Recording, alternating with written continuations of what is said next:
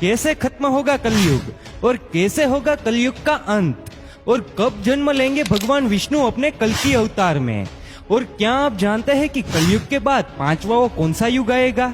तो चलिए जानते हैं इस वीडियो में, तो वीडियो को अंत तक जरूर देखें। हिंदू धर्म के पौराणिक ग्रंथ में 4 युग का जिक्र किया गया है, सतयुग, त्रेतायुग, द्वापर और कलयुग। इसमें से क्या आप जानते हैं सबसे श्रापित यानी कि सबसे खराब युग कौन सा है, और ये युग में कैसी कैसी आफत का सामना करना पड़ेगा? अगर नहीं तो आज के वीडियो में अंत तक जुड़े रहे। तो दोस्तों, पौराणिक ग्रंथ के अनुसार 4 युग में से सबसे श्रापित और खराब युग कलयुग को माना गया है, और हम जिस युग में जी रहे हैं वो कलयुग ही है। और शायद मुझे बताने की जरूरत नहीं है कि दिन प्रतिदिन कलयुग की हालत बद से बदतर हो रही है। वैसे कलयुग के बारे में ये लाइन तो आपने जरूर सुनी होगी, रामचंद्र कह गए सिया से, ऐसा कलयुग आएगा, हंस चुगेगा दाना दुनका और कौवा मोती खाएगा। दोस्तों, कौवा मोती खाएगा या नहीं ये तो आने वाला वक्त ही बताएगा, लेकिन कलयुग के बारे में ऐसा बहुत कुछ है जिसका जिक्र हमारे पौराणिक ग्रंथों में किया गया है, और यकीनन इसे जानने के बाद आप भी कलयुग को श्रापित युग मानने लगेंगे। दोस्तों, क्या है कलयुग की पूरी सच्चाई, हम आपको बताए उससे पहले आइए बाकी के 3 युगों के बारे में जान लिया जाए। सतयुग यानी सत्य का युग। दोस्तों, सनातन धर्म का सबसे पहला युग है सतयुग, जिसे सत्य का युग भी कहा जाता है।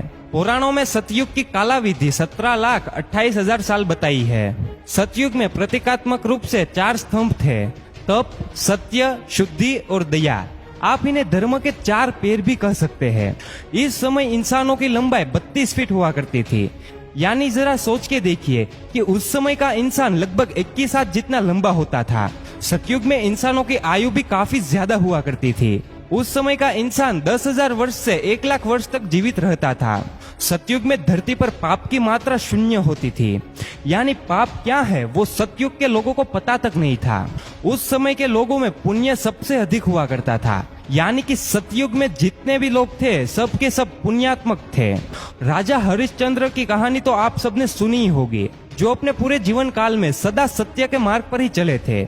यहाँ तक कि सत्य के लिए उन्होंने अपना और अपने परिवार का बलिदान भी दे दिया था। राजा हरिश्चंद्र भी सतयुग के समय ही हुए थे। त्रेता युग या फिर रजत युग। दोस्तों, सनातन धर्म का दूसरा युग त्रेता युग को कहा जाता है। इस युग की कालाविधि 12,96,000 थी। इस युग को रजत युग और बहुत से लोग सिल्वर एज के नाम से भी जानते हैं। इस युग में धर्म के सिर्फ 3 स्तंभ ही थे, सत्य, शुद्धि और दया। दरअसल धर्म का चौथा स्तंभ तप सत्य के अंत में ही घट गया था। त्रेता युग में मनुष्य की लंबाई 21 फीट होती थी, यानी कि लगभग 14 हाथ के बराबर, और आयु लगभग 10,000 वर्ष थी। त्रेता युग तक समाज वर्णों में विभक्त हो गया था। समाज में ब्राह्मण, क्षत्रिय, वैश्य और शूद्र वर्ण अस्तित्व में आ चुके थे। इस युग में लोग अपने कर्तव्य का पालन तो करते थे, लेकिन उनके अंदर लालच और ईर्ष्या की भावना ने घर कर लिया था। इसीलिए त्रेता युग में पाप की मात्रा बढ़कर 25% हो गई थी और पुण्य की मात्रा घटकर 75% ही रह गई थी। जहां इस युग में भगवान विष्णु अपने वामन और राम अवतार में अवतरित हुए थे, तो वही इस युग में बाली और रावण जैसे महान राक्षस भी हुए। बाली, जिन्होंने भगवान वामन को पूरी धरती दान में दे दी थी, तो वही रावण जिसने माता सीता का अपहरण करने के बाद भी उन्हें छुआ तक नहीं। द्वापर युग। दोस्तों, सनातन धर्म का तीसरा युग द्वापर युग को माना जाता है। इस युग की कालाविधि 8,64,000 थी। धर्म का तीसरा स्तंभ शुद्धि त्रेता युग के अंत में ही समाप्त हो गया था।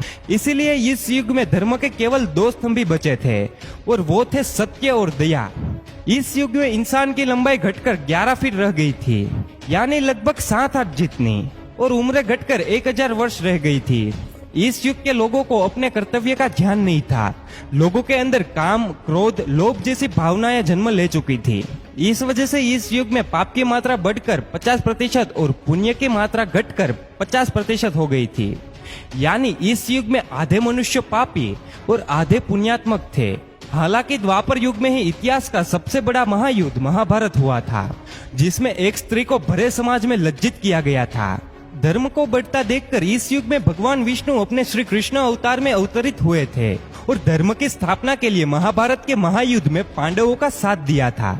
साथ ही साथ इस युग में भगवान कृष्ण ने कुरुक्षेत्र की युद्ध भूमि में अर्जुन को गीता का ज्ञान देकर संपूर्ण मानव समाज को धर्म के महत्व से परिचित कराया था। कलयुग। दोस्तों, सनातन धर्म का चौथा और अंतिम युग है कलयुग।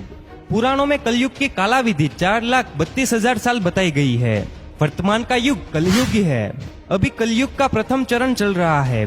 पुराणों को ध्यान में रखकर विशेषज्ञों द्वारा की गई गणनाओं के मुताबिक अभी कलयुग के 5,000 वर्ष ही बीते हैं, यानी कि कलयुग का अंत होने में अभी 4,27,000 साल बचे हुए हैं। इस युग में धर्म का सिर्फ एक ही स्तंभ दया बचा है, जो कि इस युग के अंत तक समाप्त हो जाएगा। वहीं इस युग में पाप की मात्रा 75% और पुण्य की मात्रा 25% बताई गई है। साथ में यह भी कहा गया है कि पुण्य की यह मात्रा कलयुग के अंत तक घटकर शून्य हो जाएगी। इस युग में इंसान की औसत लंबाई 5 फीट 5 इंच बताई गई है, यानी लगभग 3.5 हाथ, और उम्र 80 से 90 साल बताई गई है। लेकिन साथ में विष्णु पुराण में यह भी बताया गया है कि जैसे जैसे कलयुग का अंत नजदीक आएगा, मनुष्य की आयु घटती जाएगी और अंत में मनुष्य की आयु घटकर मात्र 20 से 30 साल ही रह जाएगी।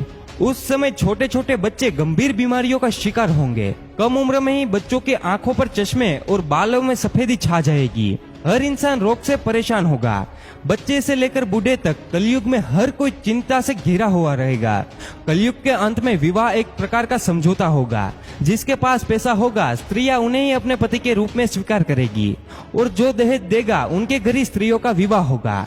लोगों में एक दूसरे के प्रति समर्पण और सम्मान का भाव समाप्त हो जाएगा। रिश्तों का महत्व नहीं रहेगा। पति और पत्नी एक दूसरे के प्रति ईमानदार नहीं रहेंगे। विश्वास किस चिड़िया का नाम है वो तो लोग भूल ही जाएंगे। जिस व्यक्ति के पास जितना धन होगा उतना ही ज्यादा शक्तिशाली माना जाएगा। ऐसे ही लोग विद्वान और धर्मात्मा कहलाएंगे, और ऐसे ही लोग समाज में पूजे जाएंगे। दोस्तों, वर्तमान समय में जिस तरह से धरती पर धर्म और पाप बढ़ रहा है, जिस तरह की परिस्थितियां हमारे सामने आ रही है, उस हिसाब से देखा जाए तो ये सारी बात सच होती नजर आ रही है। धर्म ग्रंथों के मुताबिक कलयुग के अंत में धरती के एक हिस्से में जहां लोग बाढ़ से तबाह हो रहे होंगे, तो वही दूसरे हिस्से में लोगों को सूखे के प्रकोप का सामना करना पड़ेगा। और जैसे जैसे कलयुग का अंत नजदीक आएगा, पृथ्वी पर मौजूद सारी नदियां सूखती चली जाएगी। और जैसा कि आप सभी देख ही रहे हैं, इस कलयुग में पद्मा और सरस्वती नदी का विलुप्त तो पहले से ही हो चुका है। अब एकमात्र सिर्फ गंगा बची है। ये भी कलयुग के अंत तक विलुप्त हो जाएगी, जिसके बाद पानी की कमी की वजह से धरती फटने लगेगी। और एक समय ऐसा भी आएगा कि जब लोग पानी की एक एक बूंद के लिए तरस कर अपने प्राण भी त्याग लेंगे। उस समय धरती पर चारों ओर सिर्फ अधर्म का बोलबाला होगा। लोगों के हृदय से दया भाव समाप्त हो गया होगा।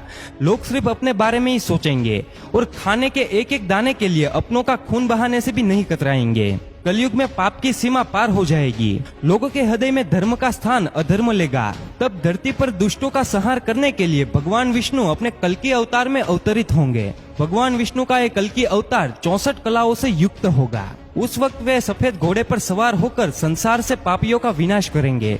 उनके एक हाथ में तलवार होगी तो वहीं दूसरे हाथ में तीर कमान होगा।